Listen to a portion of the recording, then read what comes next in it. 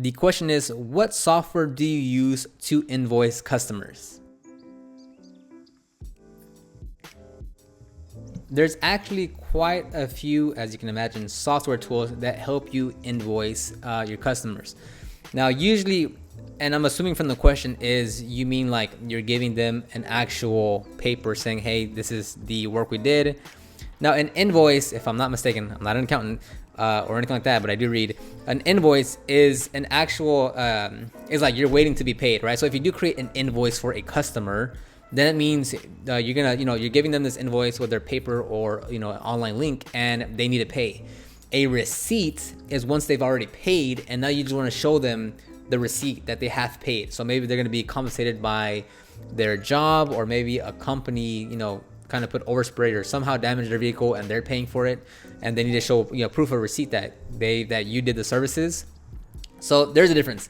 So a receipt can be printed out from anywhere, right? Like I have this I'm working for but this hotel calls me out like 2, 3, 4 times a month, and it's a big hotel, so they need to keep track of their expenses and all that. So every time I go out, I have to produce for them a receipt, not an invoice.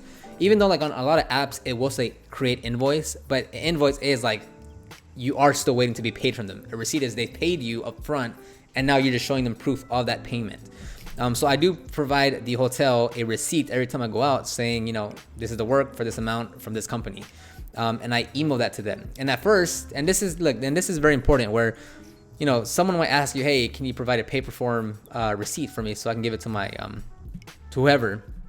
And you may not have one, or you just, for whatever reason, like with that hotel, I said, oh, I don't have a paper form, but I can email you one. And that's okay. Like, just because I didn't have it on hand isn't bad or anything. Like, we're in 2018, like, go paperless. Like, so it wasn't a problem for me to email them the receipt. And I didn't have it on the spot. I said, hey, once I get back to the shop, I will, notice I said shop, I'll get back to the shop, create the invoice, create the receipt, and then send it to you. So aside from that though, before we get into it, people ask for receipts for, like I just said, because they need to get compensated or someone else is paying for that. So you don't always need to provide a receipt to someone. It's only when they ask. Now, you might still want to create one, like an invoice, a paid invoice or a receipt, for your own tracking purposes within your own whatever software you're using, so you can keep track of your revenue. That's one thing. So you might create one for yourself for internal purposes to keep track of your revenue. And then you will want to create a receipt for the customer, or send that invoice or receipt to that customer because they want one. So you might just always create one for yourself, depending on how you're doing that. But then if the customer does ask for one, you will send them one. So I personally, at this time, right now specifically that we're speaking with this video, I'm using this called Wave Apps. It's free, completely free. So I do recommend it if you're just starting off.